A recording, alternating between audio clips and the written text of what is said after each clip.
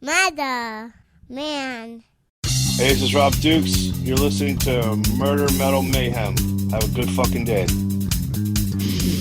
Spreading faster than a case of the clap in a trailer court.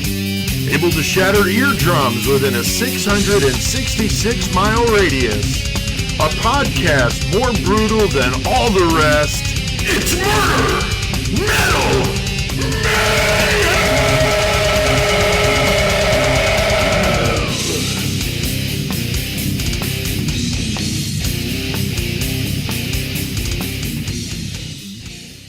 All right, here we are. Chris, it's Tuesday. Throwing down some new Murder Metal Mayhem tonight with a fucking vengeance.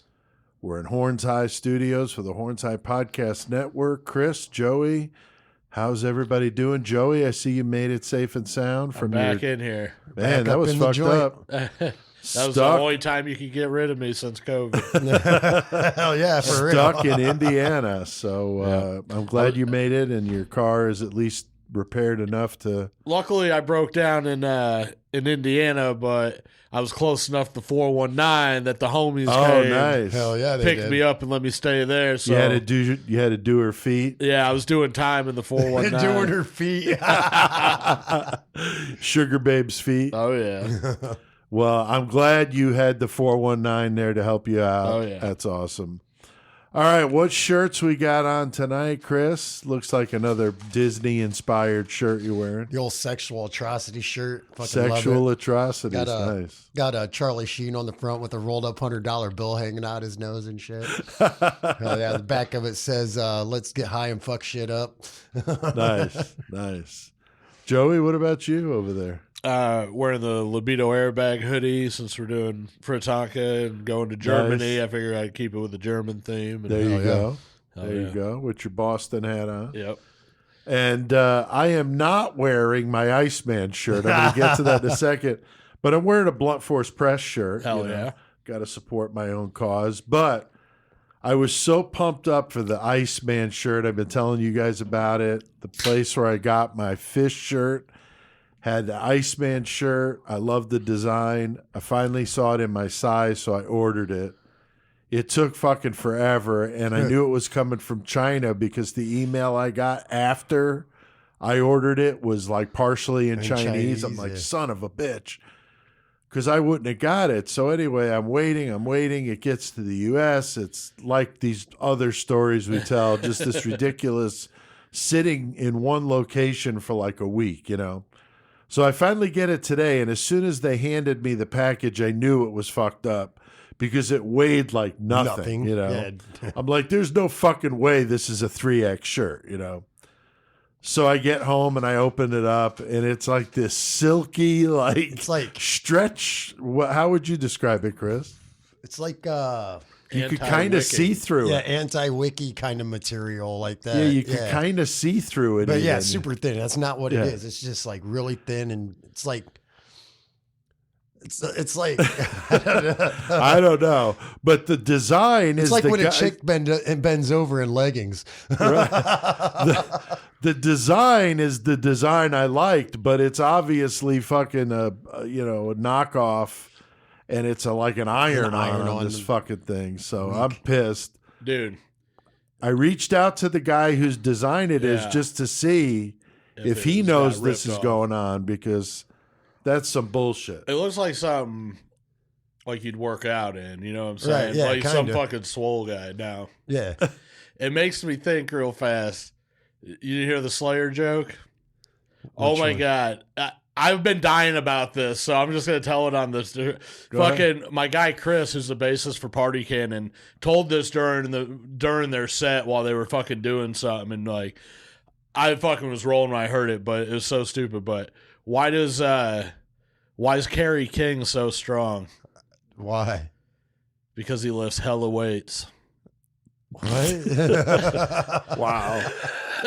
So now it was like that's hella so weights. fucking, that's so That's bad. bad, yeah. But it's so funny. It's so good. And when I was Hella reading, weights. and when I saw it, I'm reading it on the Facebook, so it's spelled out, HELLA. LA, yeah. So I see it, but yeah, then you say it, and you're like, you got to think about it for a It's second. like, and then you're like, hell- oh, that's so stupid. Right, that's why I was just at like, I don't That's get it. So me and Michael were laughing about it last night. So all of a sudden we're just sitting there chilling, and all of a sudden I just hear "Hella Wait" start on Oh, his nice, phone, and I just nice. start dying laughing. That's funny.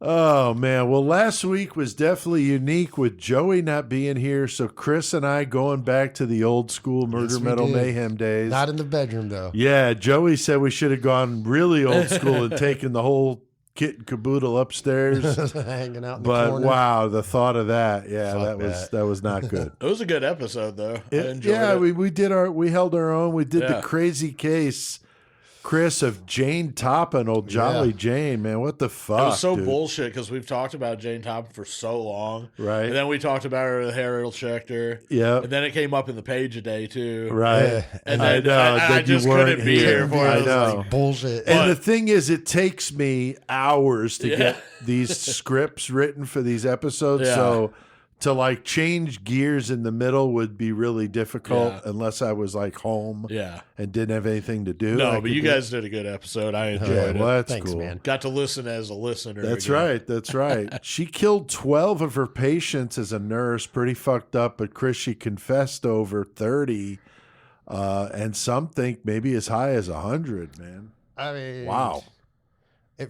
I don't know why she would have why they think it would have been more. I mean, she confessed at 30. Why not confess to fucking everything if you're confessing? Yeah, I don't know either. Especially with the way she did shit. Like, I didn't like she was out there hiding bodies and shit. Yeah, I mean, I think the thought is she was in so many places that who knows. But I would agree. I think if she would have killed 100, she'd have said I killed 100. Killed them all. Because she said her goal was to kill more people Helpless than anybody people. ever did. Helpless people, that's right. So, yeah, but the whole idea of her crawling into bed with the victims as they're dying, I mean, that's some pretty fucked up shit. Yeah. Joey, Not- that's not, like some goremonger shit. Oh yeah, you know? some That's- necrophiliacs. Necrophilia shit. Yeah, kissing, caressing, and even fondling them. I mean, God almighty. Fondle corpse. I mean, it's speculation even now to this day, but I feel like there might be some necrophilia going on in our topic tonight too. Oh, yeah. I would. Oh, yeah. I They would never think- confirmed anything, but I yeah. feel like it. I think so, too. So we also paid CK a tribute in the Hell metal yeah. segment, Fuck yeah, talking we about did. some good CK stuff. And we had a good Killer Cage Hey, match. what'd you think of my killer cage match? I thought it was good. Yeah, I like was that. digging Yeah, it. it was funny. And we got a good one tonight too. But every week, man, this was some good stuff. Yeah. So it's a rare episode in recent time with just me and Chris. So if you missed it, go give it a listen. Oh, yeah. That's how it all started, and that's just past 800 listens when I checked it earlier. Of course, you still get to hear me. That's during right, the because you're in the commercial. Yeah, that was good. And I That did was- the intro. Yeah. or the promo thing. Yeah, right. Oh yeah, what did you think I thought about that was that? hilarious. Yeah. Yeah, we were like, I think he'll think it's Oh funny. yeah, no, that was funny. So as no, hell. that was good.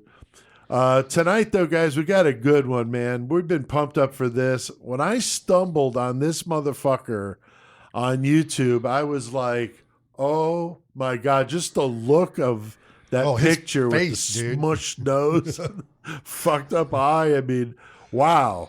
If anybody looks like a serial killer, it's Fritz Honka, man. I He's mean, just he- fucked up. He definitely takes the cake. Very strange looking motherfucker from Hamburg, Germany, who had a thing for prostitutes in his attic apartment. He would murder them and then chop them into pieces and stored them all over the apartment. So had to be one stinky bastard for sure. Yeah. A lot of Smell neighbors decay complaining, everywhere. kind of Dahmer-like, Yep. And it's a fucking whacked story, and we're going to do it in the murder segment. But Fritz Honka has been on the list for a little bit now, so I've been anxious to get to this one too. Now, we talked about how we were going to do the metal segment moving forward after CK's unfortunate departure. We were going to rotate who does it each week, and so you guys asked me to do the first one. which I did, and I'm doing the band Generation Kill from New York, fucking wicked. Rob Dukes, the singer, of course, you guys know Rob from his time in Exodus, sang in Exodus. Some people don't realize it, 10 years. 4 albums. 4 albums worth. I mean, he definitely made a dent in Exodus for sure. And I really like the albums he's on, maybe my favorites. And we're going to talk about his other band, though, Generation Kill, and talk about that.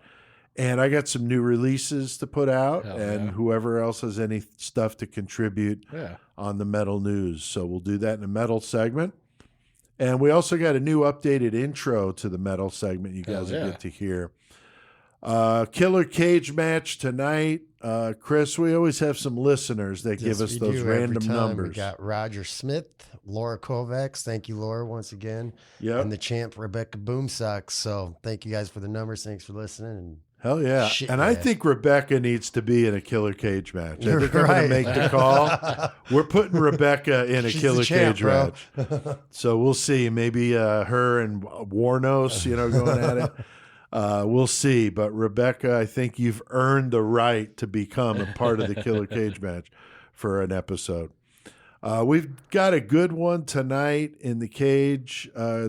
Joe, we got an interesting pair tonight. Yeah, we're gonna have fucking 2 people, fucking one from Texas, one from Illinois, and both of them probably killed in Illinois though. Right. But we're gonna have fucking that glass eye motherfucker Henry Lee Lucas. Right. And he's Old gonna Paul be Mall. Oh yeah. And he's gonna be going up against a motherfucker living in a castle, H.H. Holmes. You know Shit, it. yeah. You know it. During the World's Fair. That's right. Some Chicago shit going down up there. So that'll be a good matchup. And they're going to have 2 objects to fight with and a variable to make it interesting. And we'll do that in Mayhem. So that'll be in our Mayhem segment. Also, guys, I did that interview with Rob Dukes, which was cool. I mentioned also Teresa Lancaster. She's an attorney and author who was part of the Keepers docuseries on Netflix. Actually was nominated for an Emmy, which is pretty impressive. It's the one about the nun who was beloved and murdered, and several women had come forward about sexual abuse from a priest at their high school. Very, very sad story. We're going to cover it in December, and so that'll be part of that episode, the interview I did with Teresa. And if you haven't seen it yet, though, go check it out. And the 666 Club members already have it. Plus, they got the Rob Dukes one as well. Thanks to everybody out there listening to the show. We keep seeing good numbers coming in. This last week, we're at about 2,500, which is great. So we thank you guys very much. And thanks for telling people about it, liking it, sharing it, whatever. We appreciate it. Fuck yeah, we do. Chris, Joe, we got a lot on our plate again tonight. We're going to be taking a little plane ride to Germany for this one. Yeah. So, Chris, grab a frosty mug of German beer and let's see if we could find some body parts in some fucking weird dude's attic. So. Yes. Let's get some music on.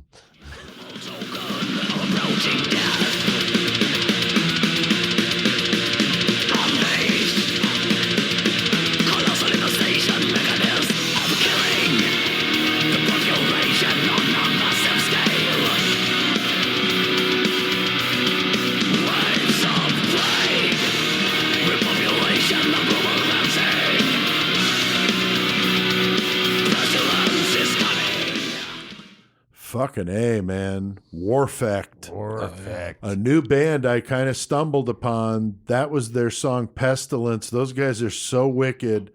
I just was listening to, I think it was Exodus, and then YouTube Music suggested it. And I was like, wow, I really like this. What is this? And I never heard of these guys. Warfect from Sweden, but wow. Definitely worth a listen. They got 3 albums out and a demo. And they were in the streaming service I use, so I'm sure you can find it. But I reached out to them on Facebook, and somebody from the band responded and said, yeah, let's do an interview. So I haven't set it up yet, and I'm not even sure which band member I was talking to, but obviously I'll figure that all out. But we'll keep you posted because like to do a feature on them sometime here coming up because they're fucking badass. Definitely a little thrash, a little death metal, a little what's the other I was thinking about? Thrash, death. Just really, really like those guys. So if that, it's speed metal, a lot of really fast stuff, which I like too. Tonight though, guys, we're going to get pretty fucked up going to Germany here, talking about old Fritz Honka. It's not a huge body count, but dude did some fucking weird He shit, did, dude. Not a household name for true crime fans, though. You know, it's one of those ones we love, man. Everybody those really was fucking weird ones. 70s paying attention to all the American ones. Right. Yeah. Kind of flew under the radar, man. He's a known in Germany, of course, as a serial killer who killed prostitutes in the red light district in Hamburg, mostly Hamburg. Mostly operating from the sleazy bar known as the Golden Glove. Yeah, it sounds like a sports bar or something, you know. But it's this skanky fucking bar in the middle of the fucking shithole part of town. And he was known to talk to prostitutes in his attic apartment, murder them, and then chop up the bodies and store the pieces around the house. Random Chris. fucking places. Like, yeah, he not was, even just the house. Like, fuck that one body. Yeah. Yeah, he put that one body out in the outside his house. So he was definitely not the smartest guy, though. No, definitely not. Definitely Like, not. He's lazy as fuck is what he was. Yeah, that's what Like, a lot of people said. It was super just that a fucking sheer lazy. laziness Like, that he wasn't doing. Yeah, whatever. I'll shove it right there. It'll be fine. Right. Fuck it, dude. Yeah, then he built like that false wall and Yeah. thought that was all going to stop it from happening, and it didn't. So Yeah, it's fucking crazy. pretty fucked up. I had never even fucking heard of this guy before. Like, we started, like, whoever mentioned doing him. I'm like, who the fuck is that? And then when I saw his picture, I was like, huh. Why the fuck? Yeah, why haven't we not done this case? Right, You know what I exactly, mean? yeah. So that's the thing is you know, when you see something like this and what he looks like and just the fucked up story. Joey, what about you? Had you heard about old Fritz before? I had heard about Fritz Honka, but didn't know about like all the shit. Like all I knew is he had killed a few prostitutes in Germany, but getting to research Get it into and see yeah, some it's shit. like, Yeah. what? Yeah, and what do you think, Joey, about the whole killing prostitutes with serial killers? It's like I mean, chocolate and peanut butter. yeah, you know? and it's. I mean, if you're gonna get into killing, the best way to not get caught is to go after somebody who's probably not going to get reported, Right. or be. Right. Sadly to say, a lot of them aren't missed right away, at least. No, So- I think we've seen that how many times? Green Yeah, River all of Killer, them, dude. fucking a ton of them. Because I Shaw's think, Cross. like when they found his victims, like they didn't even know that they had been missing or whatever. right. So that's how fucked up it was at that time in that industry, I guess. Yeah. It's fucking goddamn 70s. Yeah. And some of those women, oh my God. I mean, not to besmirch the victims, but wow, they were a little past their prime. To be fair, though, that was the targets this Yeah, particular guy was going that's for. exactly Right, of what- course. what That's you're what I'm going saying, for. though. I mean, these were some, yeah, they were rough, man. Now, I had no idea who he was either. Like I said, I stumbled upon it, but when I saw it, I knew, you know, that he had a face only a mother could love. Dude, no, his mom didn't love him. Not at all. But he's born 1935 in Leipzig, Germany. I think that's how you say that. Into a big family with 10 kids. Not uncommon, though, for the time. Didn't his mom like get pregnant like 13 times and like 3 of them died? in Yeah, there were a childbirth? number of them that died. That's right. Yeah. Yeah, so that, you know, even more, right? His dad was in construction. His mother cleaned houses for a living. So they're a working class family. And I read, like you said, Chris, that there was some deaths. And then Leipzig was in what, you know, would have formerly been East Germany. So that would have been the communist side. For those of you young ones out there listening, like, what the fuck are they talking about? East and West Germany. Oh. There was an East and a West Germany. West was the non-communist side, And the East was the communist with the big wall. And it Tear was down the this Berlin wall. Yeah, exactly. The Berlin Wall. So that came down in the 80s. So, definitely an iconic moment for anybody that was alive, Gen Right. Xers for sure, like myself. So anyway, that's what we're talking about. So he was born and raised in the East Side, the communist side. So not a pleasant place to be, and they're poor and they're just struggling, and it's got to be rough. East Side always ghetto as hell. Now, Honka would say that his Not in father Bloomington. was put in a concentration camp during World War II.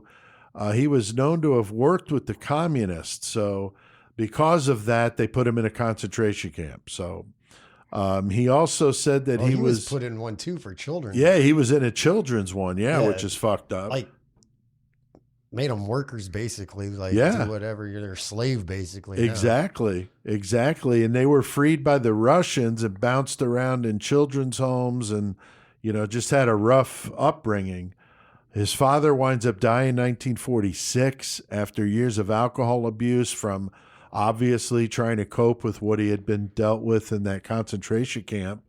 So it's just fucked up. And Chris, we've How covered do you keep up alcoholism when you're in a concentration camp? after you get out. Just go right back to it like you never stopped. I guess. Now, Chris, we covered concentration camps when we did the Ilsa Coke episode. Definitely not a fun place to be. Dude, it's better than Disneyland. What you talking about, dude? Come on, man. You don't have to fucking pay for food. You don't got. It's Oh, fucking great, damn. man. Yeah. No, concentration camps not a fun Fucking place. horrible, man. And I learned too, Chris, when we did that episode, that there's a difference between a concentration camp and a death camp. Yeah. Concentration camp would have been more work oriented, whereas the death camp You go was there to obviously, die. that's the only reason you're there. Now, granted, there were many deaths in the concentration camp. Right. There It was a very lot. thin line. But Yeah, there's a very thin right, line. but the main purpose of them was to generate revenue for the war. Yeah. Now, in his youth, Honka would be bullied by other kids because of his small size and speech impediment, which is terrible, but kids are fucking brutal, and we know that, and that's very common with a lot of these killers we've talked about. In his eye. Yeah, the eye. But that was from an accident later. I think that was over always. It was just a squinty thing from the accident. I'm not sure. That's possible. You're Now, in the- wrong, Chris. You're might- fucking wrong. I might fucking be, dude. In the 50s, Honka worked various jobs, including a bricklayer and a farm laborer after he fled East Germany for West Germany. So good for him. But I was thinking sexual jokes, but pipe layer is what I was Pipe thinking. layer. but he gets speaking of pipe laying, he gets a woman pregnant and he's ordered to pay her some money and forced to move on. So I'm not sure what happened with that. $3,000 or whatever. get And the fuck outta here. Things town. were a lot different back then. He's Very like, much, Damn, yeah. $3,000 and I ain't got to take care of this kid? I'm Right. out, motherfucker. Shit. He ends up, though, in Hamburg, a city of about 2 million people today. I'm not sure about then. Would be 1956 that he was involved in a car accident that would leave his face terribly His disfigured. nose, bro. Yeah, that picture, man, that picture we posted on Facebook, nose smashed in. One of his eyes is like Henry Lee Lucas shit going down. You know, the story goes that his name was Fritz Honka His, and after he got in the car wreck, the vehicle was a Honda, so they legally gave him that name. Oh, damn. That's was not part true. of the None lawsuit. of that's true. But That was part of the lawsuit. yeah. He had the rights to use the Honda name as he Honka. wanted. Oh, Tonka, yeah. No. That's funny. So yeah, he's incredibly disfigured. Like I said, Google Fritz Honka and you'll see what we're talking about. Somehow, though, this bastard gets married in 1957, has a son named after himself, Yeah. Fritz the third. The marriage did not work out, though. He moved on, reconciled for a short time with the ex before leaving for good in 1967. So a lot of Dude, turbulence going They on. were here. both violent alcoholics. They'd be Right. out in the street fucking fighting each other and shit. Right, their That fucking- neighbors were always bitching about all the fighting and Motherfucking- glass shattering, and like those time the cops came and the old girl freaking like punched a cop, like just swinging away, going to town. Like, what the fuck? Wow. Like, constantly It's like fighting. Bloomington High School. And shit. Like downtown Bloomington on a Saturday night when all the college kids are in town. Right, right. Now, Joey, somehow this guy manages to find a woman, Irmgard, Yeah. I'm sure she was a beaut, to live with for a short period of time, but he attempted to force a woman to have sex with him and her, and she fled the apartment naked and turned him into the cops. Yeah, and it's kind of like the Dahmer situation, you Right. know? She's naked and obviously fucking in some kind of fucking despair. Distress, yeah. And they were just like, they go They didn't talk want to a fucking deal. Yeah, they go talk to Fritz, and he's fucking wasted, like crazy intoxicated, obviously. And he ended up getting a fine for it, and that was it. Yeah, So unbelievable. Yeah, The woman is treated at a hospital, and like you said, Fritz is so fucked up. It would be the alcohol abuse, though, that would lead to a lot of his problems with jobs, or nothing. relationships. He's just a fucking mess. It was the same thing that wound up killing his father. So, you know, he's kind of following in his dad's footsteps here. right. Fritz would spend his money in bars and with prostitutes. So that was his thing. That's the thing too. Is he he had a job that was pretty decent. I can't remember Right. exactly what he was doing, like security something. Right. So he was hanging out in these fucking shithole areas, but he's coming in every day and he's got money and He's everything got, else. he's Right. basically balling, dude. Yeah, so he's fucking living the life because he can invite any of these. He can buy him drinks. He can bring him back, and I mean, you know, he had it to where because he's not an attractive looking dude, but he even had it to where he was cool enough with the bartenders at the bars that he'd be like, "Hey, go give that girl a drink. Don't tell her it's from me though." And like he had them basically as an accessory. So this dude's dumb and ugly as fuck, but somehow he had He's it fucking got made where he's some like, kind of thing going on about Yeah. killing. And like we said, he's going after these women that nobody cares about. They're older prostitutes, way past their prime, really rough. I mean, living that hard Well, life, he went after homeless, you He know. went after the chicks that were older with no teeth. Yeah, he because wanted the he no was he was afraid they were going to bite his dick off. And Right. He's like, if they ain't got teeth, they're cool. Fuck it. Yeah, for sure. That is exactly what he did. So 1970, Fritz is working, as you said, Joey, a night security guard. He commits his first murder. Gertrude Brower, a 42-year-old hairdresser and part-time prostitute, that he strangles to death. Honka cut the corpse up into pieces and scattered them around the city, which was the smartest thing Not he all had of ever them, though. done. Not all of Like it. he still had the torso and one leg in his fucking Right. in the attic of his apartment. Yeah, I don't know why he didn't get rid of all of it. Yeah, I thought that was weird too. But he Yeah. took both arms, the head, the leg, and left the torso and one leg and kept that like. I mean, if it was his first murder, that might have been his intention was to get rid of the body. Right. But then maybe after a while, he became so paranoid, not knowing who was Oh, he stumbling did. upon those Oh, areas. yeah. We've seen that before with other killers that were like, you just couldn't. Going I think back. that's how Poughkeepsie. Shawcross No. or Francois? Francois, yeah. I think like that's how they said it. Like he wanted to have so much control over everything that to get rid of the body was too fucking intense on them because they didn't know at any time where if it anybody was uncovering that body or Oh, wow. Right. but if it's in their house, they know what's going on Right. and they can see where it's at. That's fucked Wow. up. Yeah, that And is I- fucked like up. I said, I think he was lazy too because like he tried taking the body fucking completely like out of the apartment Right. hole, but he was so small he fucking couldn't do Yeah. it. Right. Like fell down the steps. Dude, could you imagine? She's Carrying a dead body she's just down drunk, your bro. apartment. Like, but so yeah, he cut it up, and I think, like you said, he got paranoid after he took the certain body parts out. He got home and he's just like, "No, I ain't fucking going out there again with this shit." And then you fucking add the, what everybody says is, laziness was a factor. Right. Alcoholism was a factor. Right. And, you look later on, Jeffrey Dahmer, he had the same kind of situation where they were talking about he was such a drunk that he just stopped caring. And that's why there was bodies in his Right. tub and everything else. It's like Because he Leo. got lazy and fucking didn't want to cut him up or. That's true. Now, Chris, there would be this 4-year cooling off period, not very common in serial killers, but We have done some, but do you think he was actually not killing and just not getting caught, or what do you think? I could see him maybe killing again, but I don't think he really was, because he tended to do it at his apartment. Every murder was at his apartment. And there was still a corpse from 4 years earlier there. You'd think there would be other corpses from that 4 years stuck somewhere, I would think anyway. That's a good point. Joey, what do you think about that? Yeah, I agree with what Chris was saying. At first I was thinking, yeah, he probably did. And, it is possible, of course. But I don't really think so because, yeah, he still had that one. I think that event was probably a little alarming for him all over.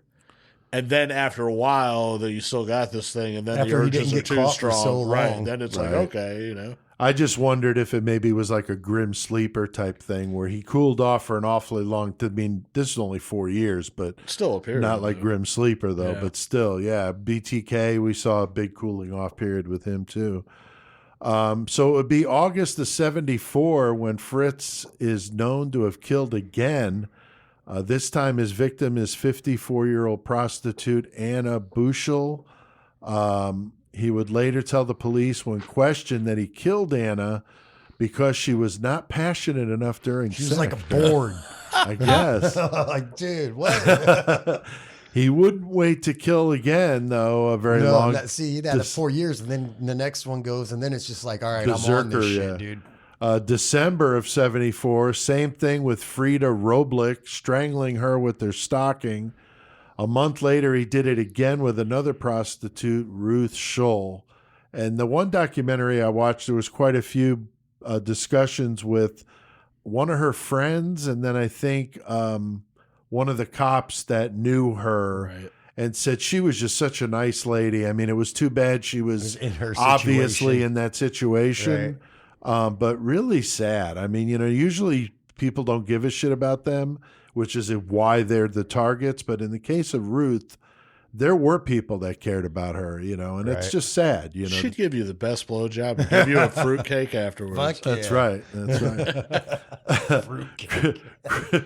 Chris, it seems like Honka was going into berserker mode with not much of a cooling off period. Oh, yeah. Like I said, dude, he just that 4 years of not getting caught. They did find the body parts that he put in the dump. Right. Within that 4 years, but they had no They idea didn't know, right.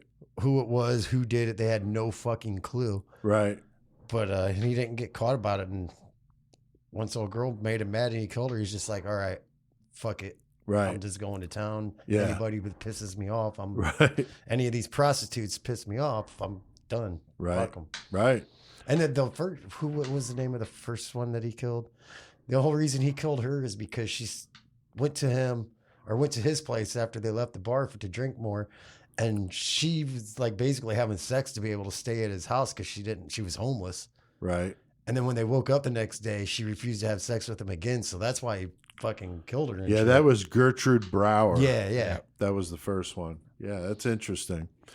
Now, Joey, why do you think Honka started leaving the bodies in the apartment? I mean, like we said, some of them in the first victim, some of the parts were disposed outside, but, do you think it was like you were saying about the whole not wanting to leave them unattended to?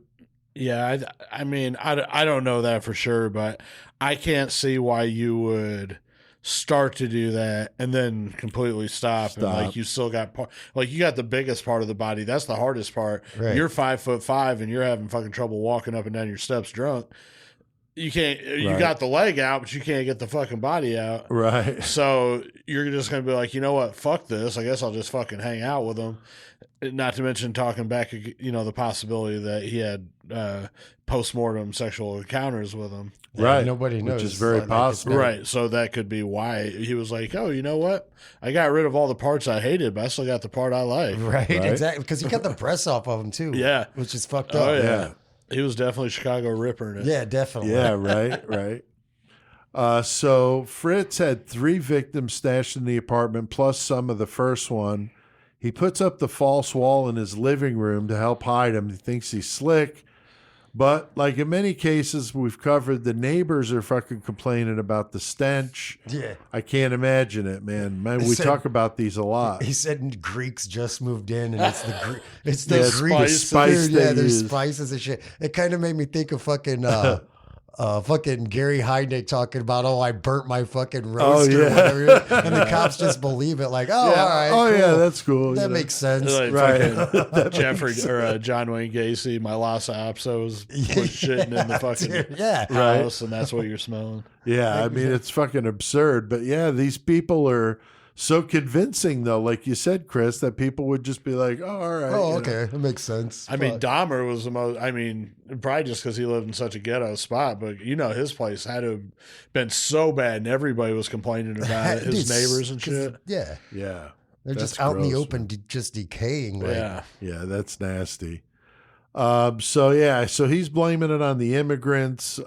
He gets a ton of pine scented air fresheners. They're all over the apartment. he's taking like the urinal cakes out of fucking bathrooms, public bathrooms and shit, and leaving them in his apartment, just fucking trying to. Remember that Always Sunny where Mac and Charlie moved to the suburbs? And they got all the trash there with all the fucking the trees. Oh man, you just can't imagine the fucking stench up there. No. God Almighty. They were saying like, I don't know how this coincides a little bit, but they were saying that even then his drinking increased because he had to be so drunk to deal with the stench himself. Right. Which that's fucking crazy. Yeah, dude. Like, that's just gonna make you want to puke more You know eventually, what? bro. I mean, what's fucked up too? Yeah, how do you eat up there? Yeah. This is Oh, you nasty. don't.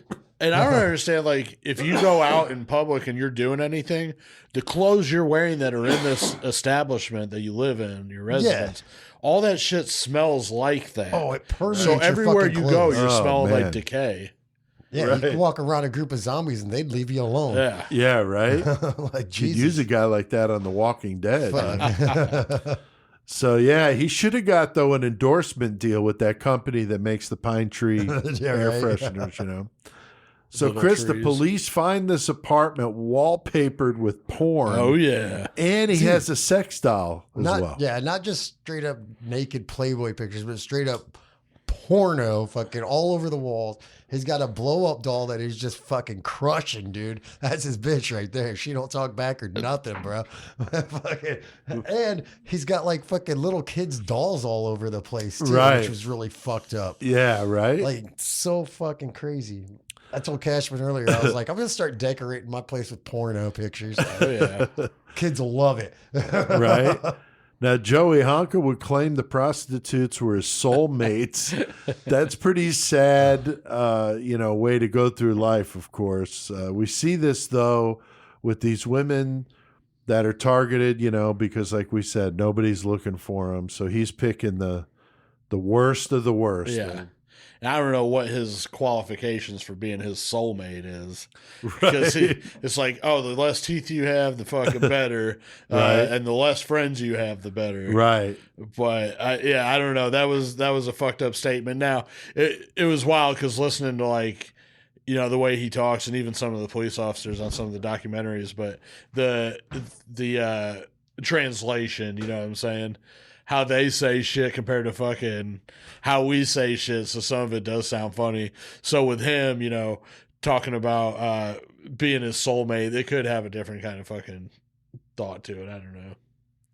No, I agree. Like dude. their meaning over there might mean a little something different than what we're It's talking very possible. But it is funny to think you're the bitches you killed, these whores, as your soulmates. Like, Yeah, it's very odd. yeah. He's only 5'6", so I said before, very strange looking dude, smash nosed, fucked up eye, extremely alcoholic. He has a speech impediment. I mean, he's got everything going against him.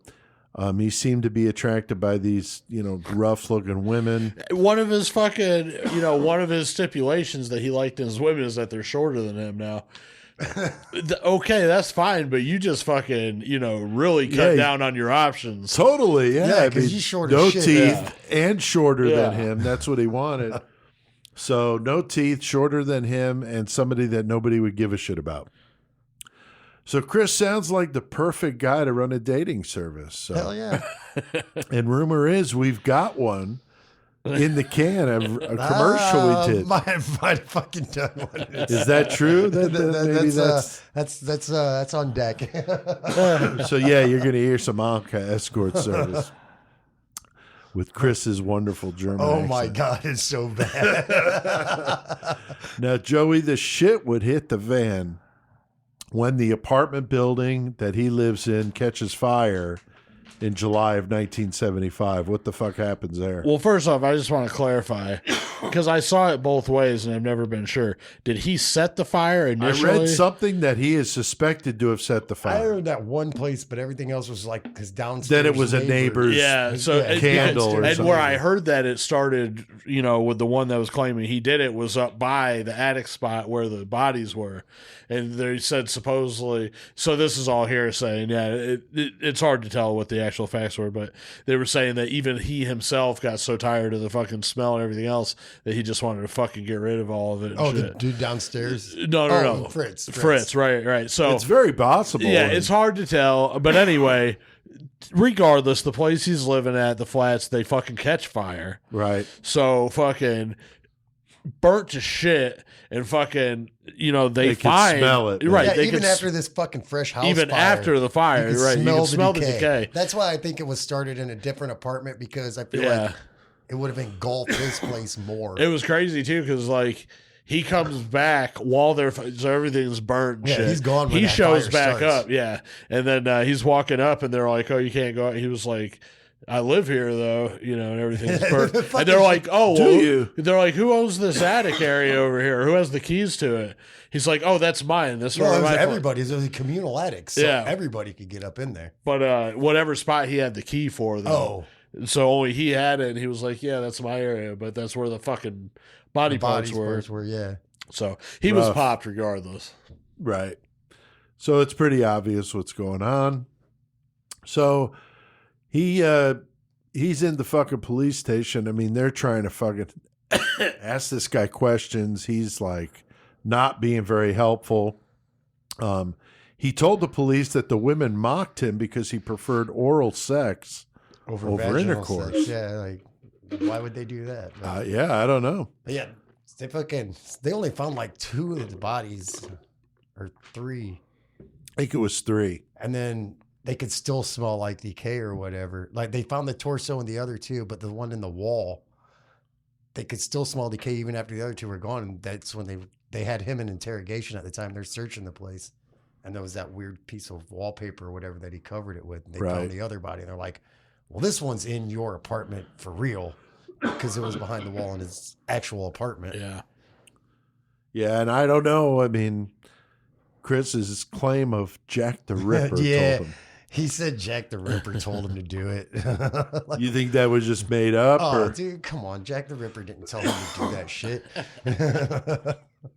But it's a good way to try and fucking get a fucking crazy defense. That's or some right. shit. That's right. I mean, that Joey seems to be the thing, is going for the insanity defense. Yeah, I can't think of any other reason why you would say that. And then also back then, so serial killers weren't like a known thing at all back then. Right. So your only options to act like somebody's talking to you that's evil would be Satan, Hitler, or Jack the Ripper. Because back then, Jack the Ripper was the only like household name. Right. Dracula told you to do it. Yeah, basically. But yeah, Jack the Ripper's like, if you're over there and you're fucking in Europe too, it's like, Right. yeah, that's our boogeyman. That's Jack the true. Ripper. That's true. Could go with that. So it seems like maybe he wasn't that stupid after all, but I don't know. The alcoholism obviously helps him in this case. They go a bit easier on him because of his impaired mental capacity. Yeah. He's found guilty, 1 count of murder and 3 counts of manslaughter. He gets sentenced to 15 years in a mental hospital, which I thought seemed pretty fucking lenient. Yeah, you then know? he gets out of that mental hospital and he's sick as shit. Fucking probably cirrhosis of the liver or some shit. Yeah, 93 he gets out, and he spends his last few years, 5 years, in a nursing home before he died of Peter I can't Jensen. remember. Nobody even in that nursing home even knew who the fuck he Right. didn't know they were living with a serial killer. Right. Like not even knowing it until after he got out and it was released who he really was, which is kind of fucked, dude. Yeah, and there probably were some toothless women in that fucking, Right? Exactly. you know what I mean? So that would have been, very sought after, Peter Jensen there. So I saw in the doc that I watched that the Golden Glove is still around. They put a sign over the door that reads Honka's house. That's fucking awesome, dude. I didn't see that. I saw it was still open or whatever. Yeah, no, but- they put a sign over it says Honka's house. Oh my God. So they're embracing it, man. They serial killer drank here with all the time. Right. He picked up his fucking victims from our spot. This is Honka's house right here, baby. goddamn Don't right. fuck with it. Fucking right. Yeah, you wonder if they have like drinks named after Dude, that would them. be great if they did. Yeah.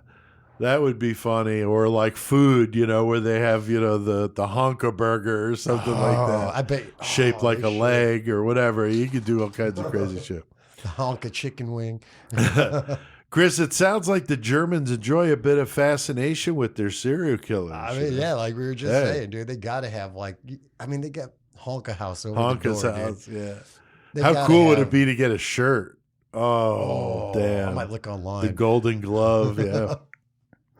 Joey, there is a book written about the case called The Golden Glove and a movie.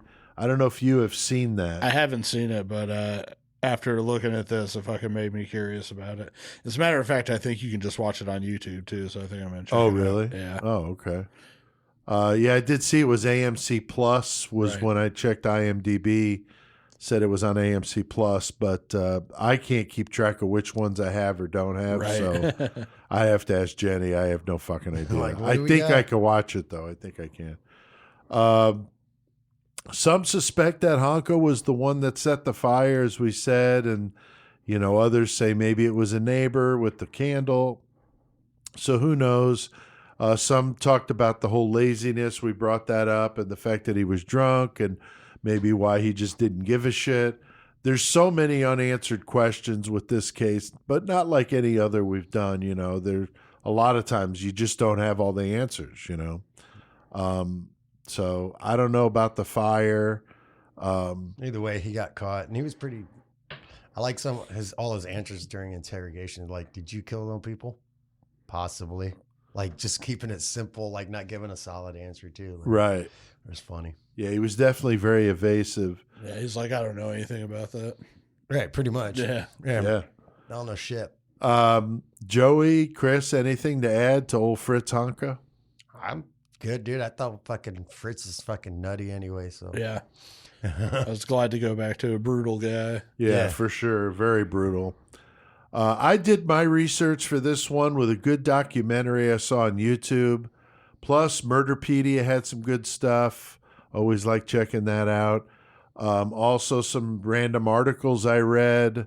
Not a ton of stuff on him. There's a lot of things in German, Yeah. whether you watch them on YouTube or read them, but obviously I can't read or watch any of that. use Google Translate. Yeah, and the Golden Glove, that movie book is still, something maybe people want to check out. It's got to be pretty fucked up. I mean, if it's covering this story, but I don't know how good it is or if it's factual or how they did it. Right.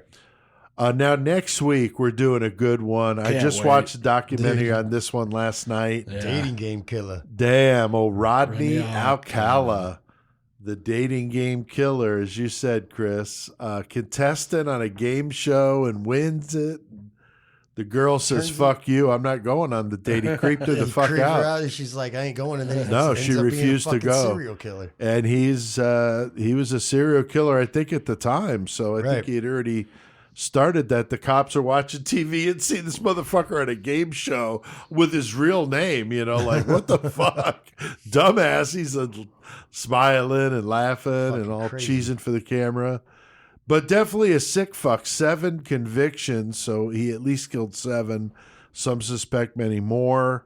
And he just died on death row in Yeah. July, natural causes. But so he just recently died, So he which is basically what just died prompted in me to prison. remember. Man, we need to put Alcala on the list. So yeah, for sure.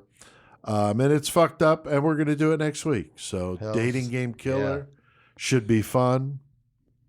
Joey, I'm sure you got a couple page a days for us. I do got some page a day since I wasn't here last week too. Yeah. Got a gang of them. I got a pretty good stack here. Some good ones. All right, so I'm going to get right into them. Page a day. I got the next one ordered, sitting in my house for next year too, so I'm stoked. But first one they're talking about is the murder of Matthew Shepard, which we know a guy named Matt Shepard. Yeah, we do. So I that one always fucked me up. But this Matthew Shepard is known for other reasons.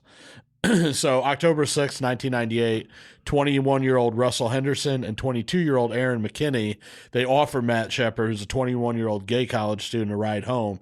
And instead, they drive him to a remote area outside of Laramie, Wyoming, where they brutally beat and torture him before they set him on fire and leave him to die.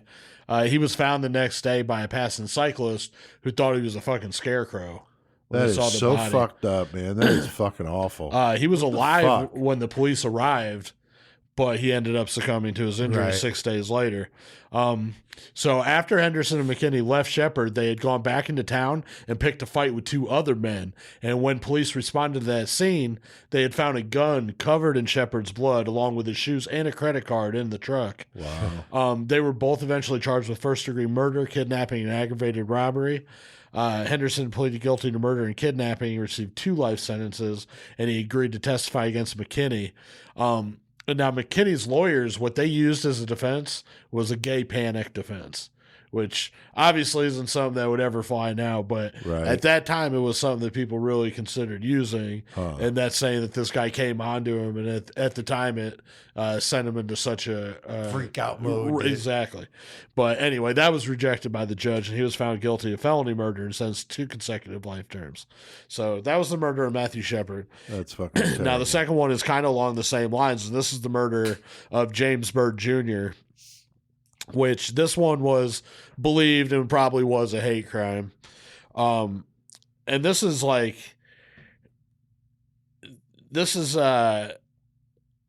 right before Shepard's murder. I was trying to remember which one came first. But these two crimes were like side by side with each other. And James Byrd Jr., he was an African American that was in Jasper, Texas, and he was killed by 3 white supremacists. June 7th, 1998. Yeah, so October 6th was the Matthew Shepard. So this occurred right before that. A couple months before, yeah. Right. So 3 men, Sean Berry, 23, Lawrence Brewer, 31, and John King, 23. They offer Byrd a ride home, but instead they take him to an area outside of town. They beat and torture him. Then they tie him by his ankles to Berry's truck and drag him for about 3 miles. Jesus Christ. An autopsy suggested the Byrd was alive for half the time he was being dragged. They then dumped his body in front of an African-American church and then went to a barbecue. All 3 men were convicted of his murder. Berry was given life in prison after it was determined that he had participated very little in the event, but the other 2 were given death and both executed. Wow. So Good. That's fucking all. Yeah, exactly. That's But those two crimes together ended up, Obama ended up passing some act, and it was like, it's what clarified like where the hate crimes had a more diverse area where it wasn't just about race. It then became about gender and, I see. everything else. So those 2 cases right there were very influential in that, but terrible events. Okay, so the Halloween murder at the Broken Drum. All right. So this is in North Dakota. Yeah, this is in North Dakota at the Broken Drum Bar in Grand Forks. So Joe Lovely, and he's there, and he's they're celebrating Halloween a little early, and he's dressed as a hockey fan. So he's in there, and he's with his fiance. As a hockey fan? Yeah, he's dressed as a hockey fan, so probably just with the jersey. Okay. And all that shit. But but all of them up there are probably hockey fans anyway. Right. So he probably looks like every other bar person I'm normally. Anyway, so he gets a phone call and he tells his fiance, I got to go, check on this. And supposedly it had to do with somebody who had been left behind at the bar by a party bus. And then, mere minutes after he told his fucking fiance this and goes out there, they find his lifeless body laying outside. He'd been beaten so severely that the bones in his face had been broken, and he had choked to death on his own blood. So the police pool witnesses, and they're rounded up, and there's a construction worker, a gangster, a crying clown who had fought with his girlfriend, an aggressive cowboy who gave the police a fake name, and a lion who brawled with a hunter in the parking lot before they were denied re-entry to the party bus. Because these guys are all dressed for Halloween. Yeah. Oh, okay, gotcha. So they're all released except for the lion, whose name is Travis Stay. And he was arrested when witnesses claimed that he was the last person they saw talking to the guy in the hockey outfit. Oh, wow. So Travis Stay, he's a 23-year-old nursing student, and he had little recollection about the night. I mean, he was obviously fucking tanked as hell. Hammered, yeah. Right. But he was fucking certain that he hadn't killed Lovelyan. So no one had witnessed the interaction either between the two. So no one could really say that. Right. But there were witnesses to say that his fight with the hunter and another man that came forward to say that he had thrown punches at him later that night too. So the guy had obviously been in a violent state throughout the night. Right. He had also thrown away an orange hoodie that served as his lion costume because it had blood on it. And although tests confirmed that some of the blood did belong to Lovelyan, the blood pattern analysis disagreed on how it could have gotten there. So he had the guy's blood on him, Right. but they couldn't Could've really just, say rubbed off or So the prosecution says that Lovelyan, had come in from the bar, left his fiance to come to the guy's aid after he had been in a fight with the hunter guy, but that Stay had lashed out and then beaten Lovelyan in return. because he was still pissed off. So he's like, "Fuck you, Right. get off me." The Fucking. defense said that sounded kind of fishy, though, because Stay was 5'9", 160 pounds, and in a highly intoxicated state, and Lovelyan is 6'3", 240 pounds. So that is kind of a questionable thing. Right. They insisted that he had been beaten by a group of men, including the construction worker, the gangster, clown, and the cowboy, who then left on the party bus. The prosecution was also unable to establish a concrete timeline. So they found him not guilty after 5 hours of deliberation. And Travis Stay, he ended up becoming a lawyer. And no future or no Wow. further arrests were made for the murder. No Interesting. shit. Yeah. Damn. Wow. That's fucked up. All right, still going. Like I said, a Good little today. longer today, but it's all right. So Cindy's song. Now, this is another Halloween one. Of course, I had gone through the Halloween ones whenever we were fucking. Yeah. Right. But so Cindy Song was a Penn State student, and she didn't go out on a lot of weeknights, but it was Halloween night in 2001, and she wanted to go out, hang out. So she goes out. She's dressed as a bunny. She's partying all night. She gets dropped off at her apartment complex at 4 a.m. and she's never seen again. Her case is open, and there's a lot of theories, but nothing solid. Right. There was no sign of a struggle in her apartment. Her purse and keys were gone, and her cell phone was left behind. Maybe saying that she had gone to the store real fast or something like that, Some people thought that maybe she was abducted along the way for doing that. Possible. Some people say that she might have taken her own life, and that was another theory that was going around. She had been distraught over a recent breakup, but they also said that she had just started therapy to cope with it, and she had just purchased tickets for an upcoming concert and got a brand new computer. So why would you buy all that stuff if you were suicidal like that? Right. There was even speculation that local serial killer Hugo Selinsky was responsible, but Song's body was not among the 12 bodies that were found in his backyard. So her fate remains a mystery. Interesting. What year was that? That one was 2001. All right, a couple more. Okay, so this one's pretty good. So there's this police officer named Joseph Getz, and he works for the Baltimore County police office. What Joseph wants, Joseph gets. Joseph Getz. So he pleads guilty to 7 counts of robbery of banks for about $280,274. He's sentenced to 9 years in prison, 2 years supervised release. But he also robbed 5 additional banks, but he couldn't be prosecuted because of the statute of limitations. Obviously, it had been too long, since he had done it. And he had previously served time for robbing a UPS truck. So I didn't know how that went, how he had fucking served time for robbing a UPS truck and then he was a cop or Right. what the deal was. But he's best known for the November 2008 robbery of the Susquehanna Bank in York, Pennsylvania.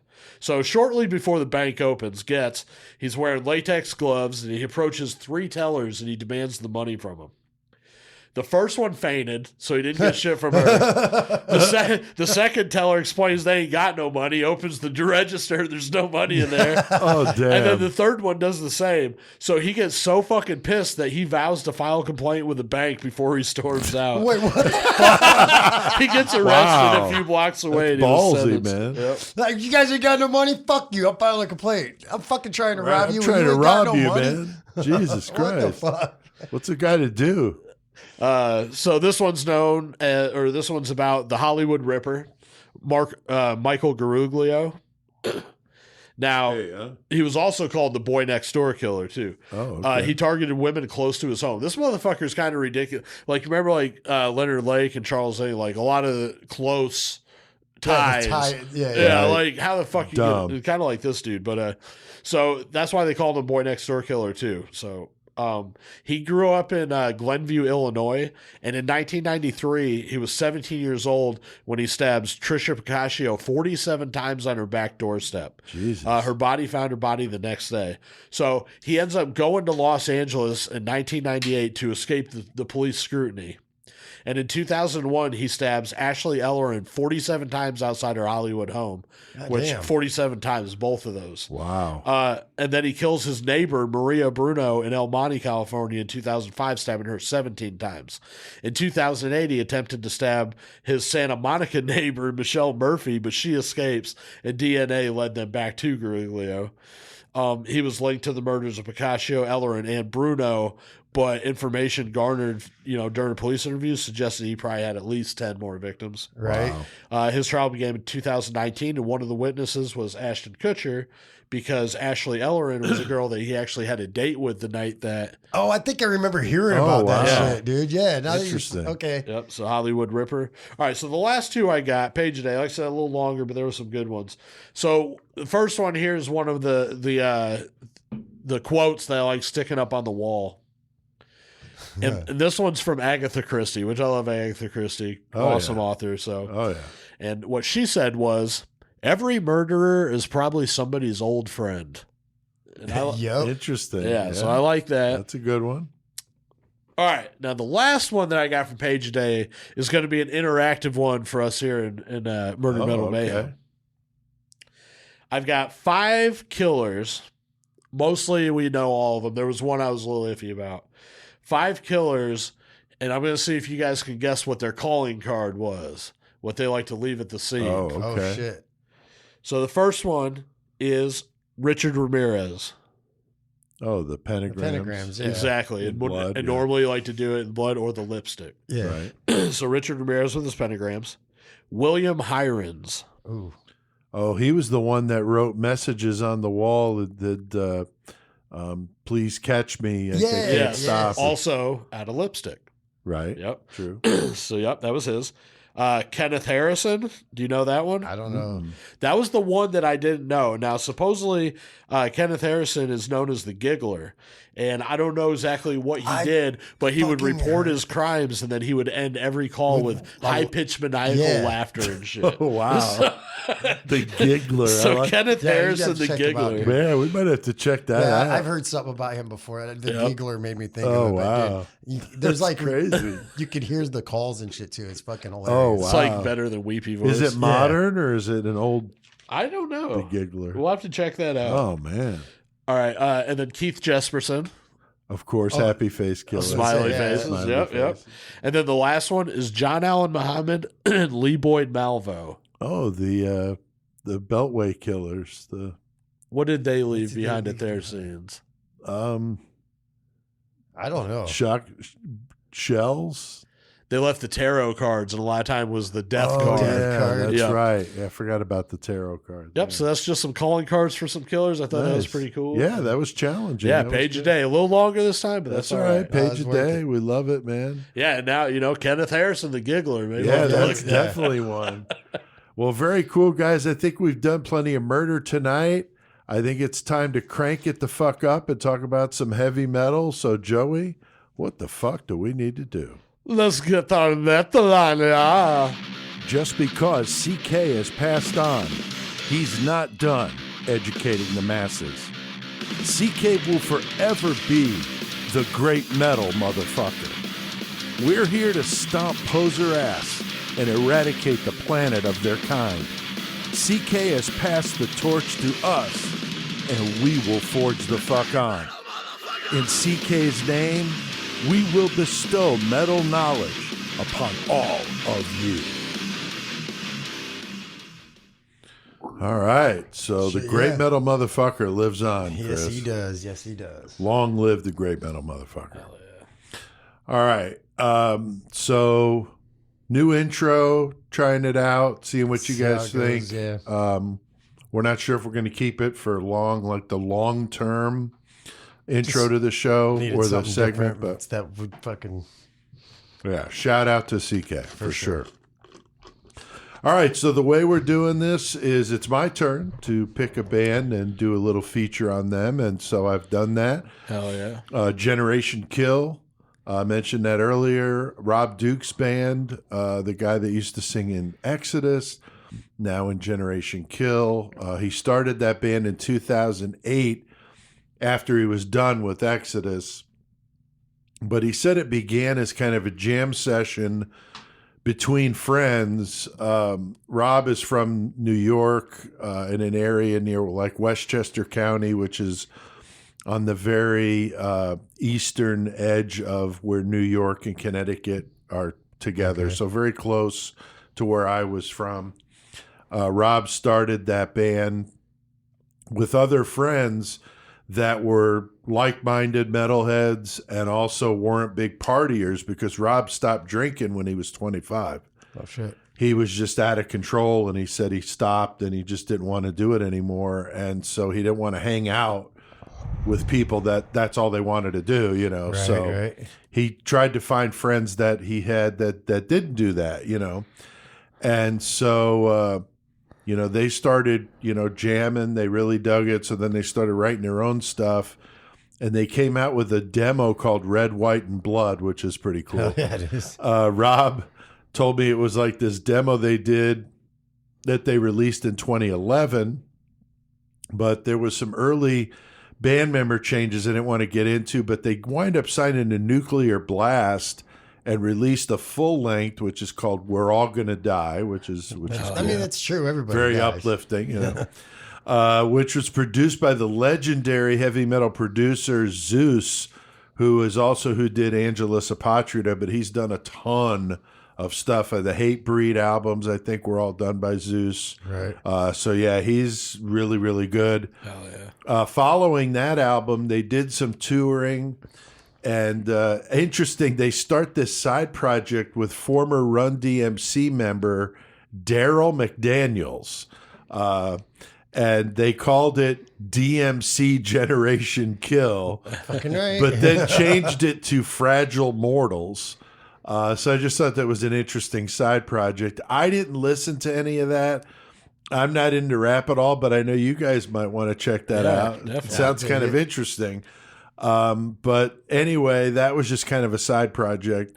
The current lineup for Generation Kill is, of course, Rob Dukes on vocals, Jason Velez on guitar, Max Velez on bass, and the drummer is Rob Yules.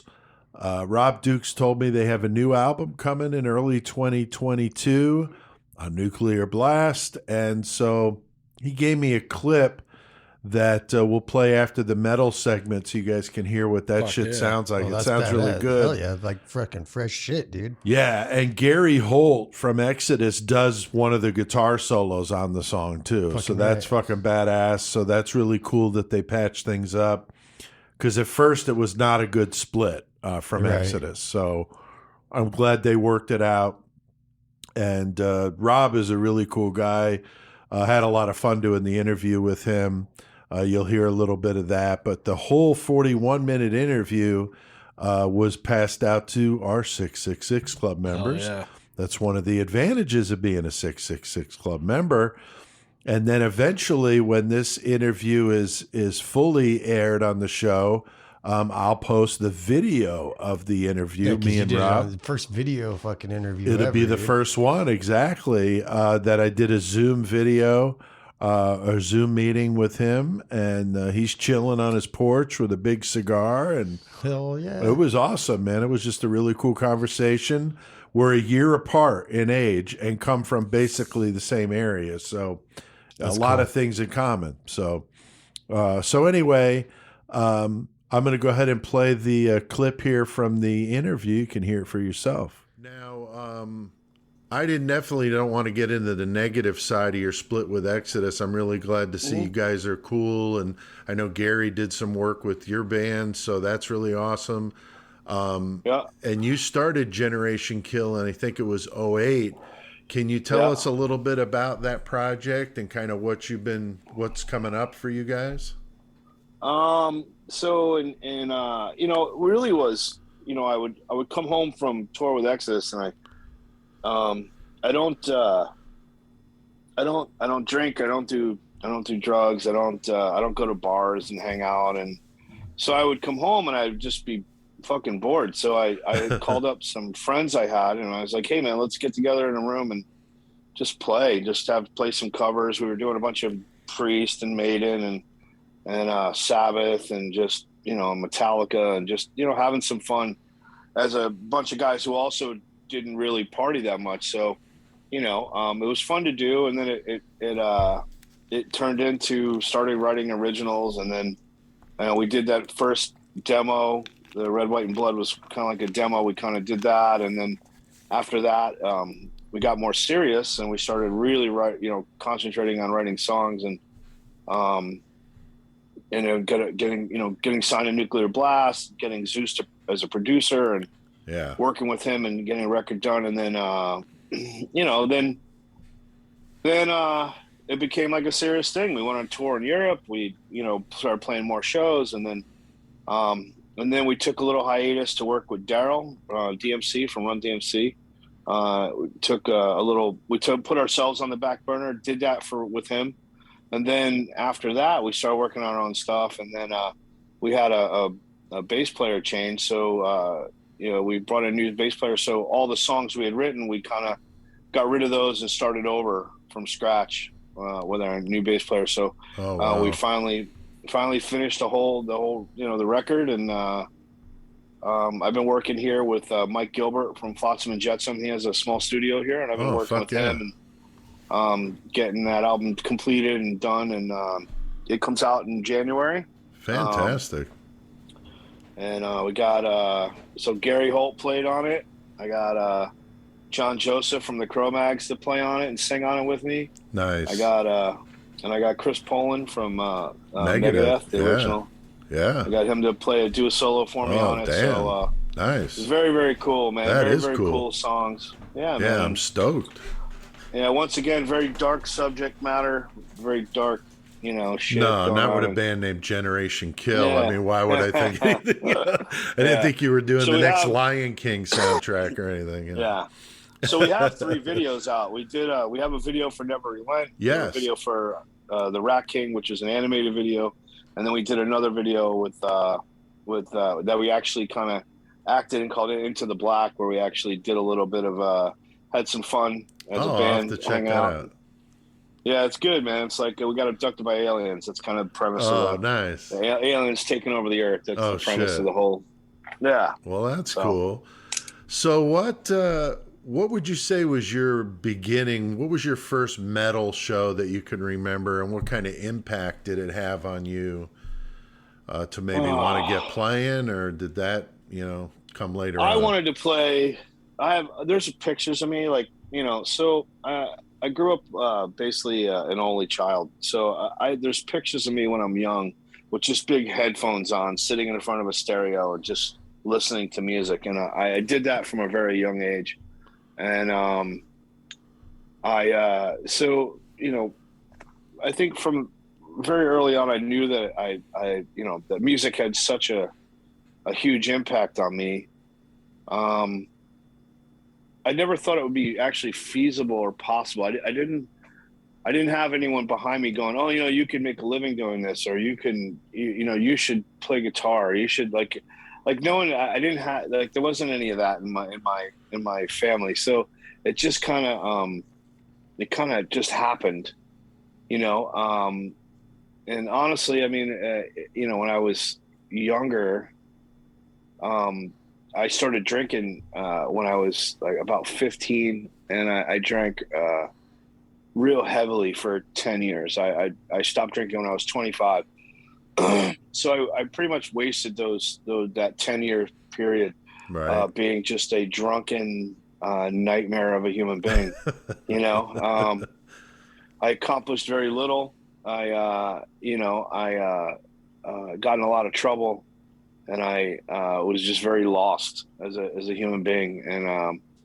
And then something happened when I was 25. It just like a switch happened, and I decided that that I wasn't going to do that anymore. So I quit drinking, and then my life kind of took a turn, and I started taking other things more seriously. I went back to school. I did, some school stuff, and then that didn't really. It was good. I mean, it was good to learn something new and have some skills doing stuff, but it wasn't anything I really enjoyed.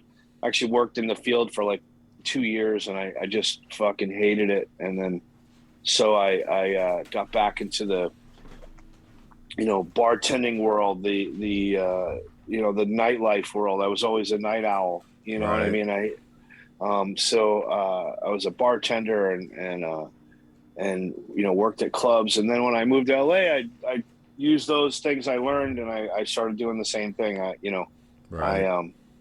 And so I've always been attracted to that life at night and the entertainment world. And I always knew that I wanted to be a part of it, but there's something, you don't always, I didn't know that at 15 I could get together a band, get in a van, and go play clubs. Like there wasn't even honestly, no one ever told me that was even an option. I always thought it was something so grandiose and so something that, like, you had to be. It was like being an IndyCar driver, man. You had to be cultivated when you were young, or even a hockey player. Like, you had to be doing it forever. It wasn't something you could just pick up and do. And I never found myself feeling like I was gifted in that way, like that I had it. And I was wrong. You know what I mean? Because if you just, look, man, it was right place, right time, and a little bit of luck, and a lot of luck that got me to where I was at. And I just happened to be in the right place at the right time. And I had just enough talent to get my foot in the door and then cultivate it. And, through 10 years of being a touring musician professionally, I think I became a professional musician, and I kind of know what it takes to do that, and I can make money from it, and I can, make a living from it. So, that being said, that's a long way from being, 15 years old, sitting with a guitar and dreaming about being Van Halen, right, but not doing any of the work. Right. I mean, that was where I faltered. I thought it had to be magic. Right. It couldn't possibly be hard work. Sure. And I just didn't have any of that.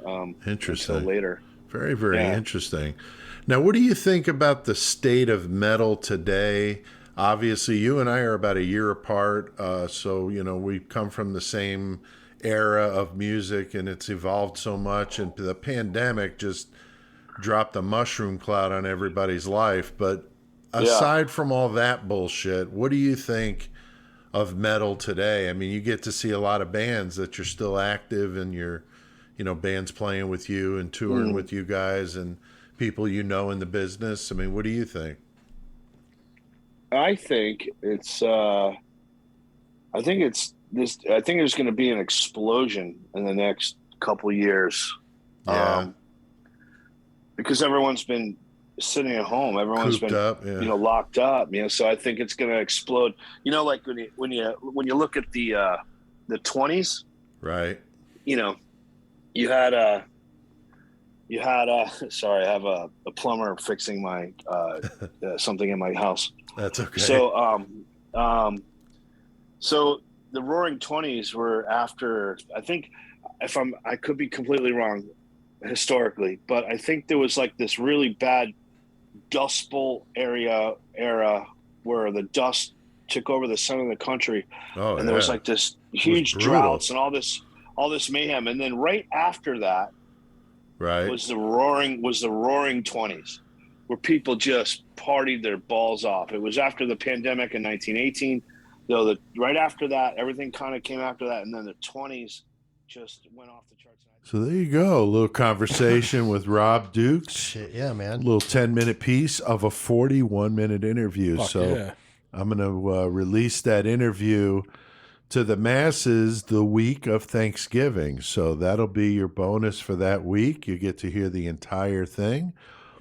But our 666 Club members, of course, get to hear that Right now. right now. So they've already got it. So that's a benefit of that. All right. Joey, got a Lost Classic for us? Yeah, I got a Lost Classic. All right. It's like one of the coolest things to me that CK started was the Lost Classic, because it's always cool to bring one up. Yeah, for sure. So my Lost Classic is actually an EP that came out March 23rd in 1993, and it's Cannibal Corpse's Hammer Smash Face EP. Fuck yeah, dude. Now, I mean, this can't really be considered an EP, but it was just a cool fucking artifact to come in after Tomb of the Mutilated.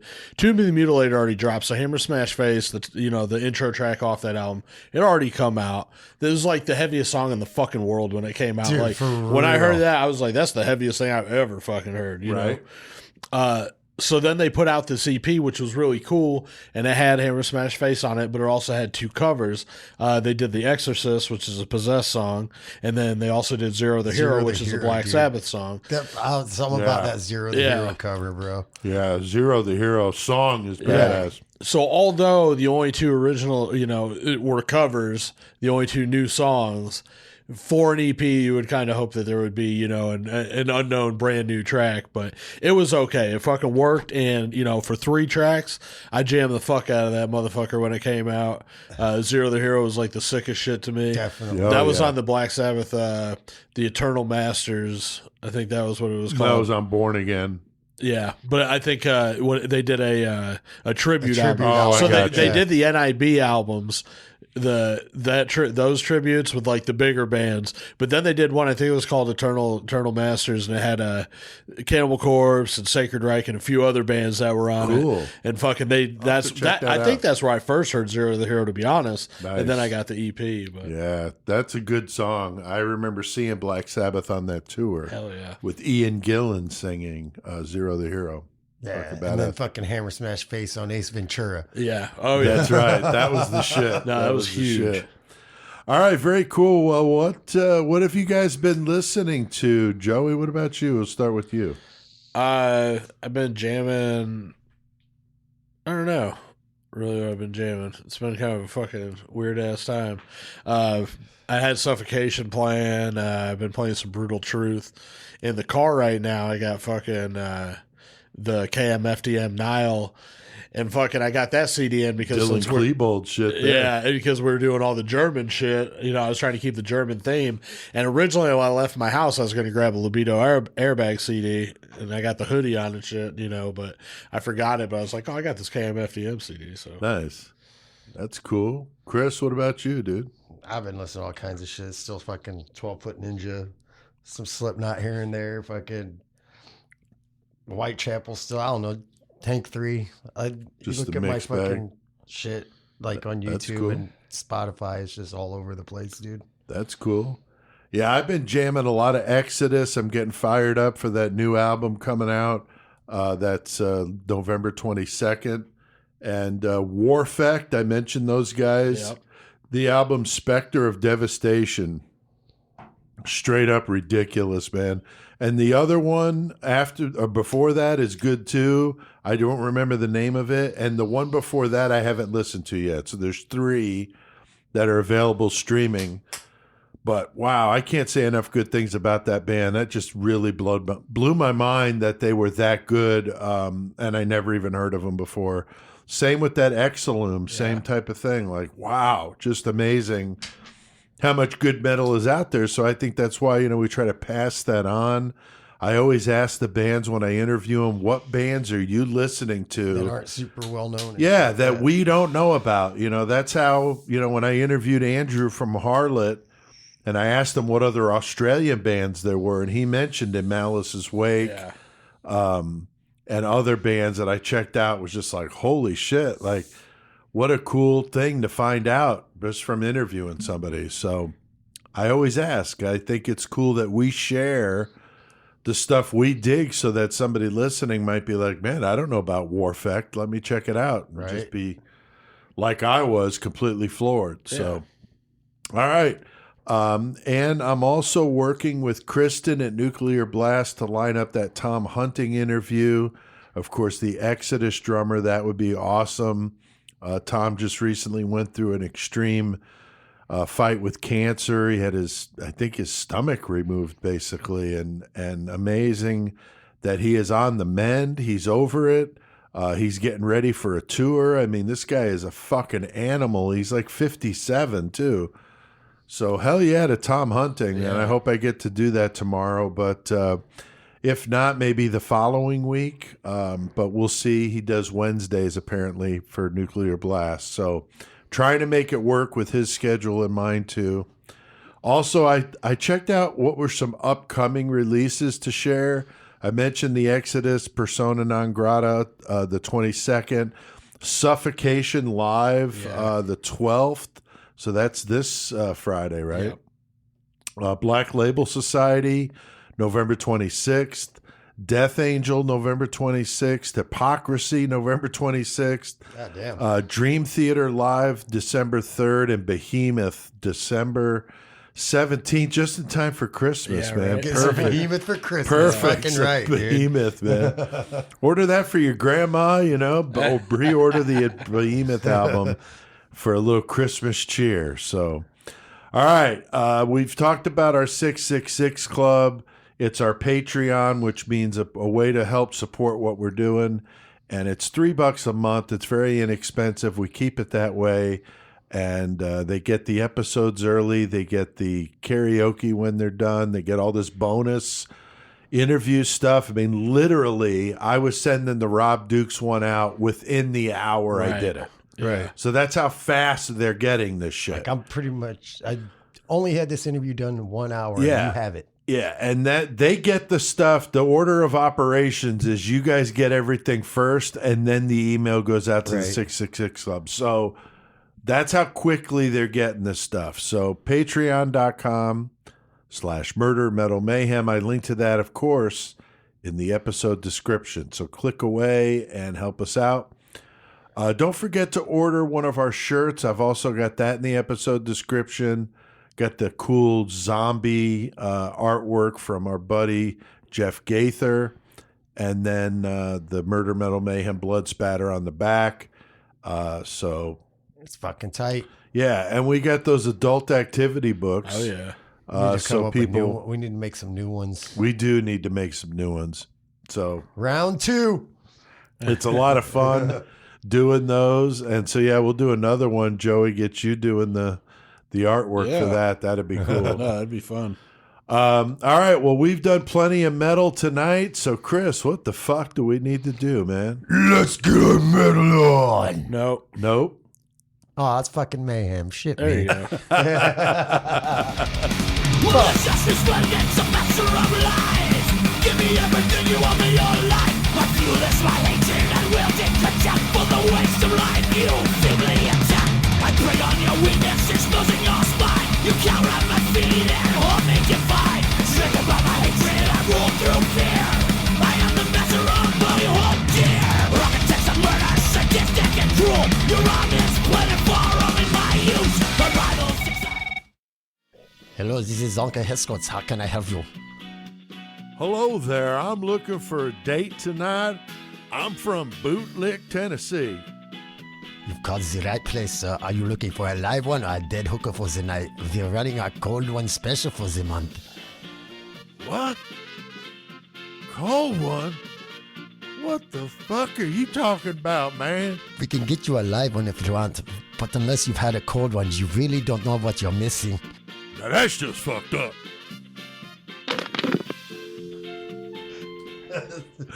Oh, for God's sake. Oh, my God. Oh, Chris and the terrible. German accent, man. Honka Escort Service.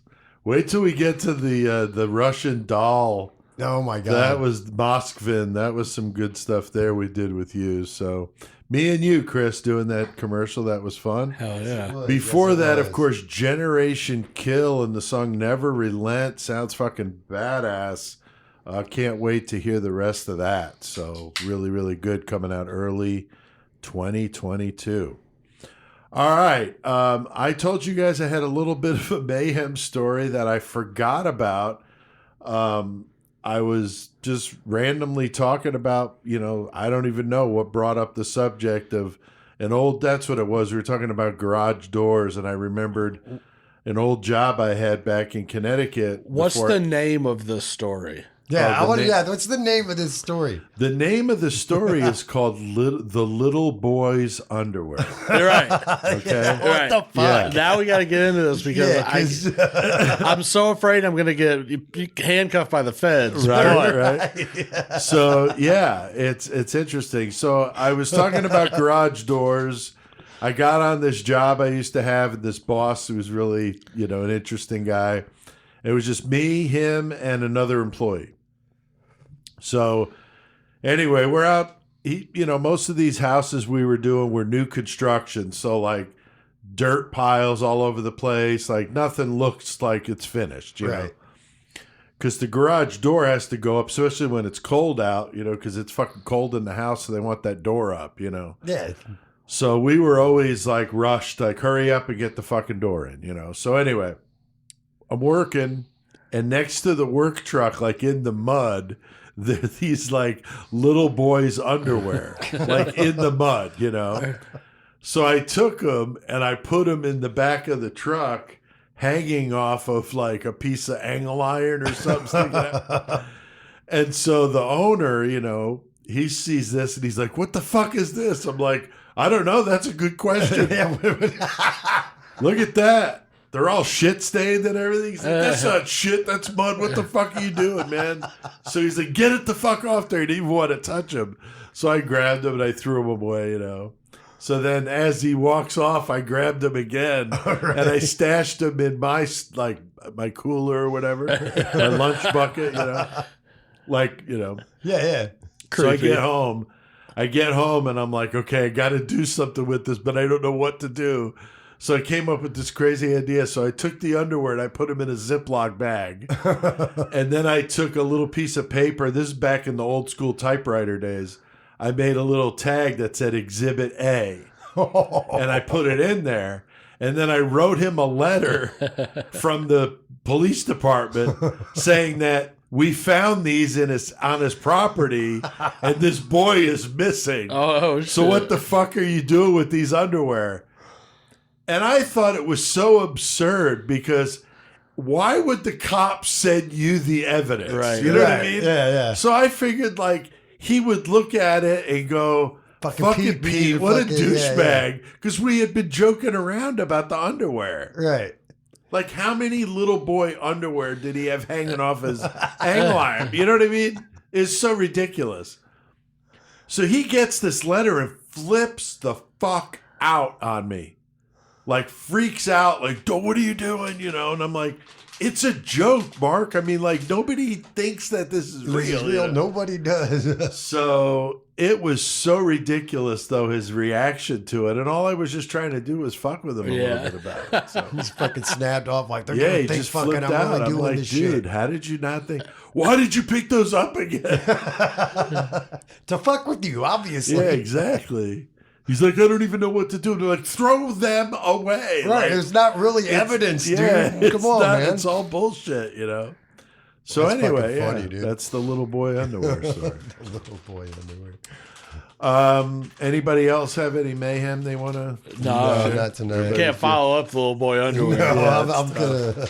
All right, so Deeper Than Dead, the writing project I'm working on right now, the novel is really close to done.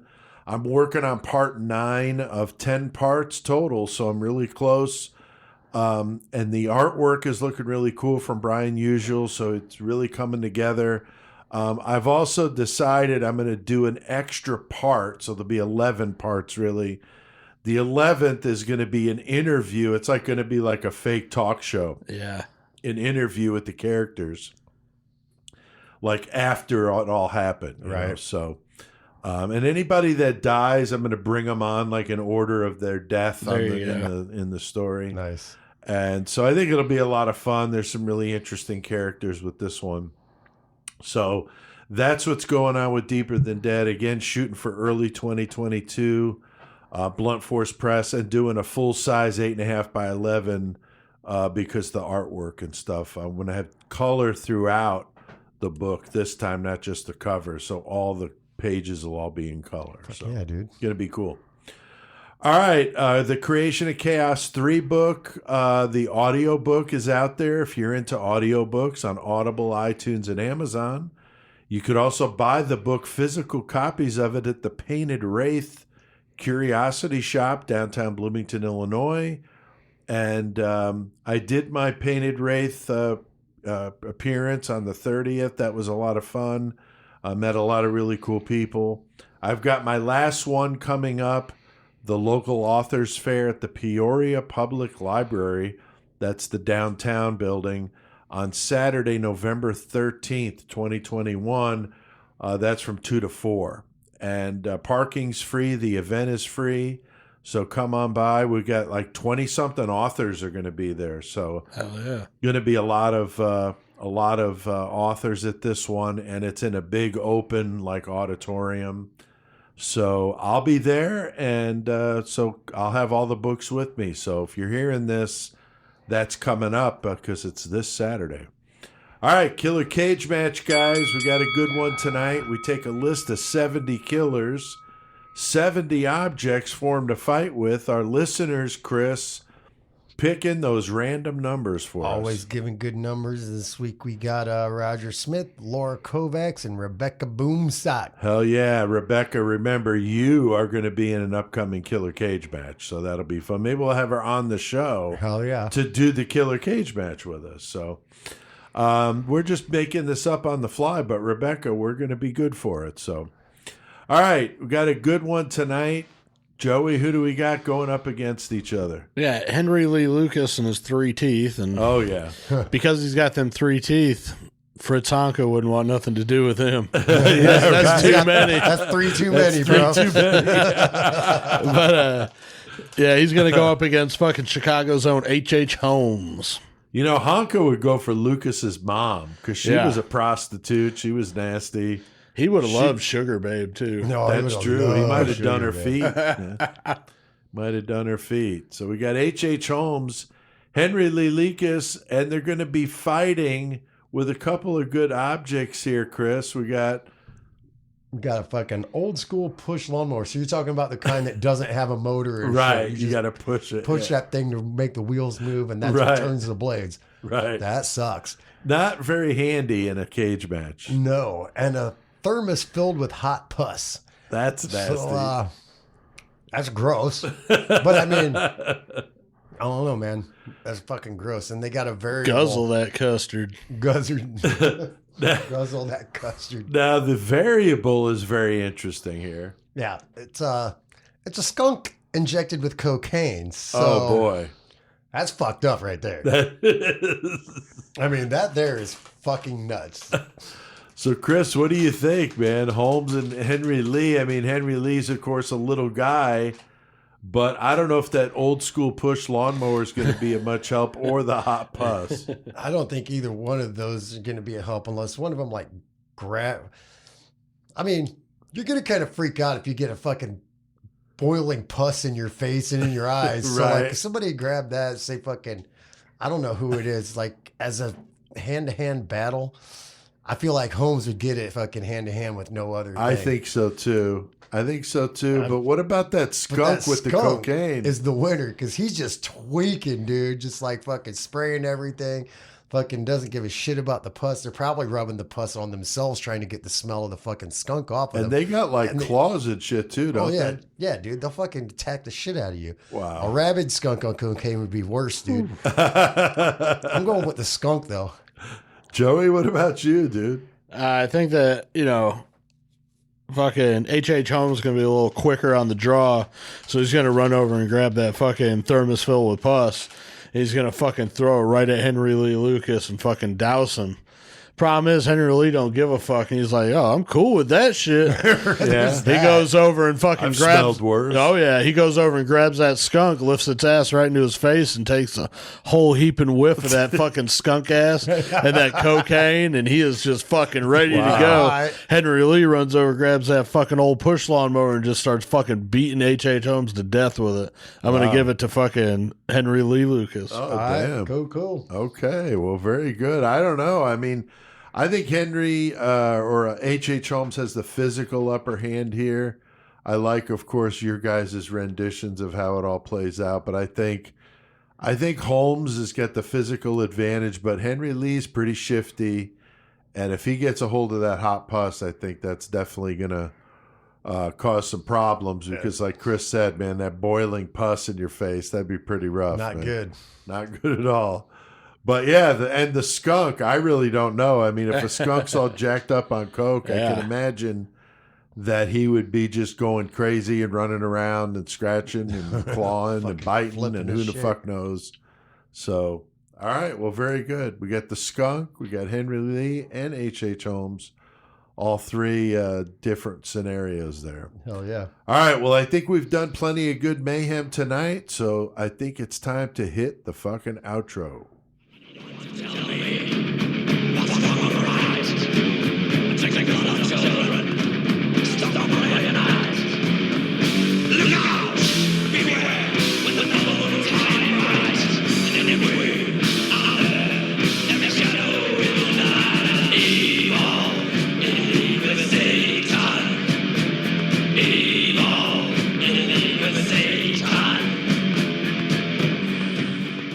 Oh, going back some old school. real, bro. Old school In League with Satan from Venom.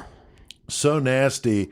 I remember getting a tape that a friend made for me with that song on it, and I was like, what the fuck? I mean, 1985, I mean, that was not going on, you know. No. 84, 85, maybe it was 84. I don't remember, but it was just shocking to me because I was listening to Ozzy and Judas Priest and Maiden, and that kind of stuff was very underground at the time.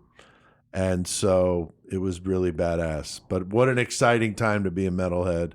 That's why, like in Low 12, when we would play with young bands, and of course a lot of those guys were influenced heavily by Slipknot and bands of that era, we were like, man, like we were around, like was telling guys, you know, before shows and stuff about what it was like to see Cliff Burton play with Metallica. You know what I mean? And they were just like, wow, that's just fucked up because I wasn't even fucking born yet, you know?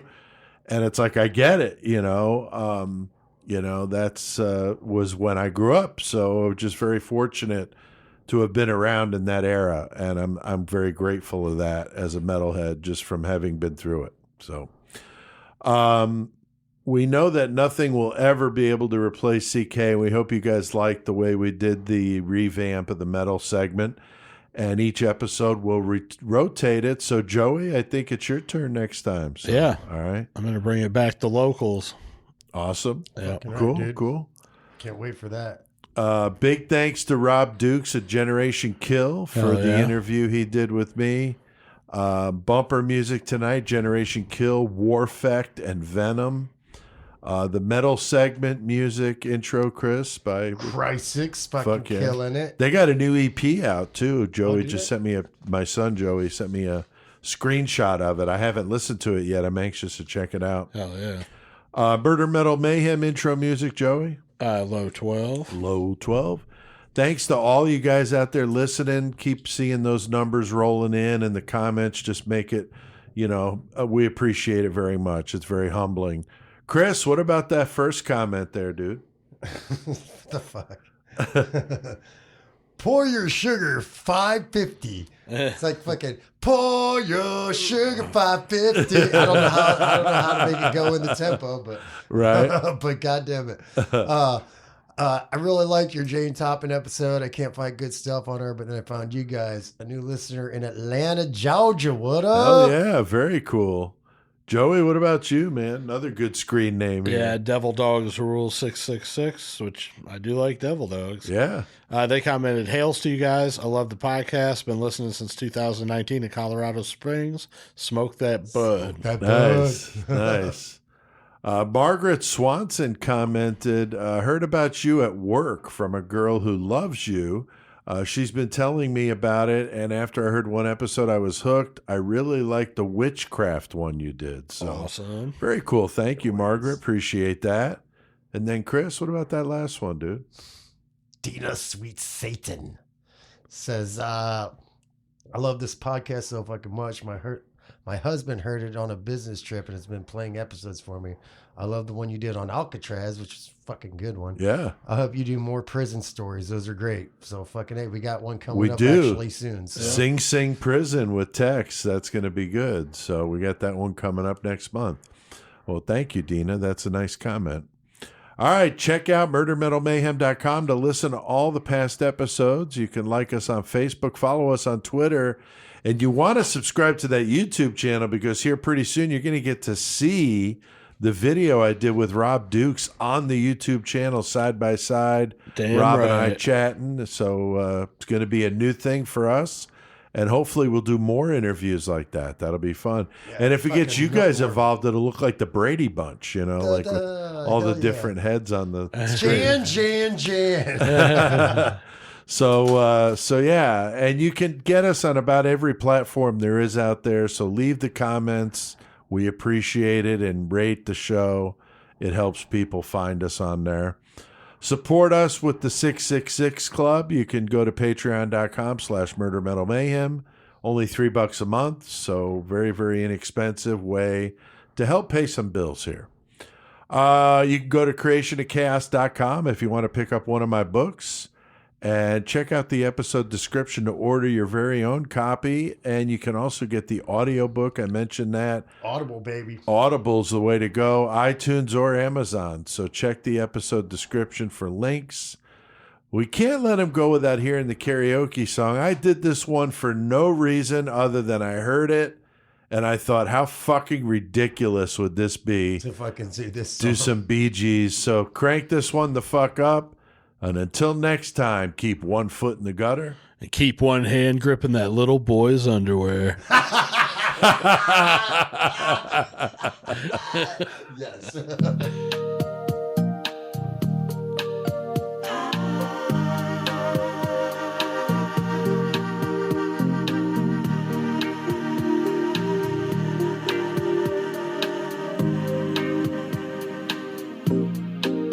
I know your eyes in the morning sun.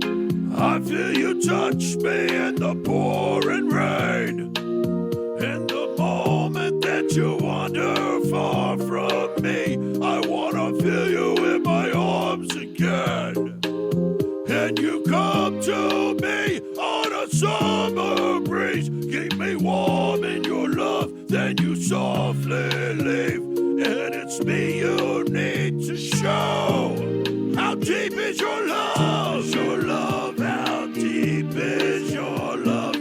I really mean to learn. 'Cause we're living in a world of fools, breaking us down when they all should let us be.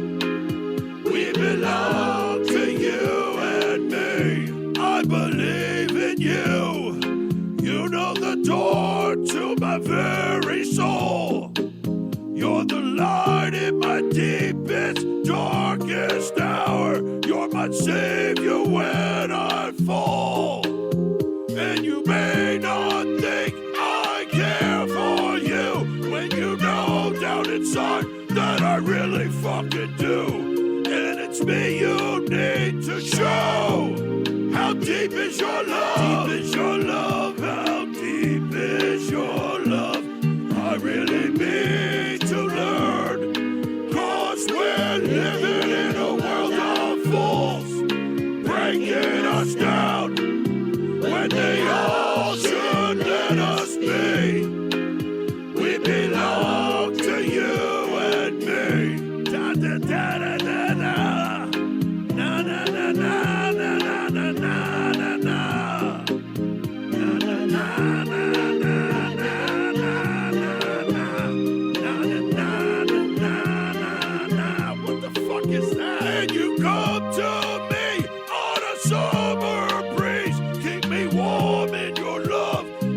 softly leave, and it's me you need to show.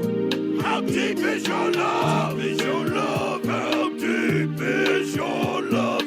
I really need to learn, 'cause we're living in a world of fools, bringing us down when they all should let us be.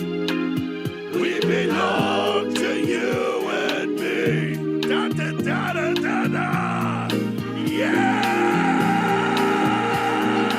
Deep is your love. How deep is your love? I really need to learn, 'cause we're living in a world of fools, bringing us down when they all should let us be. We belong to you and me. Da da da da da da. Yeah. Your love, how deep is your love? I really need to learn, 'cause we're living in a world of fools, bringing us down. Mother, man.